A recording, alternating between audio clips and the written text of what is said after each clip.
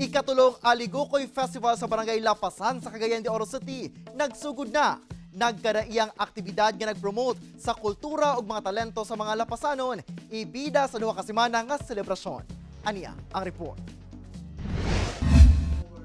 Gipasigarbo karon sa Barangay Council sa Lapasan sa Cagayan de Oro City ang engrandeng selebrasyon sa Aligucoy Festival karong bulan sa Agosto. Mulungtad sa duha ka semana ang selebrasyon nga gisugdan niadtong Agosto 6 ug mahuman sa Agosto 16. Mao na kini ang ikatulong tuig sa Aligucoy Festival nga nakasentro sa pagpalambo pa sa ilang kultura isip coastal ug business centered barangay. Aligucoy Festival tungod abunda kaniadto sa Aligucoy nga mananap ang kadagatan sa Lapasan. Kanang Aligucoy diha na nato makita sa balas kadaghan kayo na siya magkalot kay pamilya kana Aligucoy, pamilya man na sa Alimango, pero kaning Aligucoy di lang makaon. Daghang aktibidad ang giandam karong tuiga kung asa highlight niini ang Miss Lapasan 2025, Bingwit Competition ug Aligucoy Street Dancing and Civic Parade. Gani todo pagpangandam sab ang mga personay sa barangay ug festival feels na sab ang palibot sa barangay hall.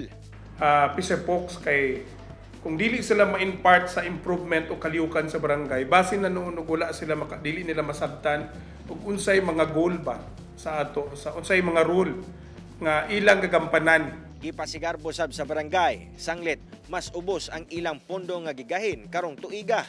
Plasta ra sab ang seguridad sa mga aktibidad. Human nakigtambayayong na ang Barangay Council ngadto sa Kokpo ug Task Force Oro. Bawal magsuot og kalo, magdalag pakbag diri sulod sa gym, no, during sa mga activities. So inana ka kuan og gani nag-request pa ta og bumps ni Pingdog, no, para gid nga dili na to alang-alangon ang mga seguridad diri sa tong Barangay Lapasan. Kauban si Jaybert Pairat, Cyril Chavez. 1 Mindanao.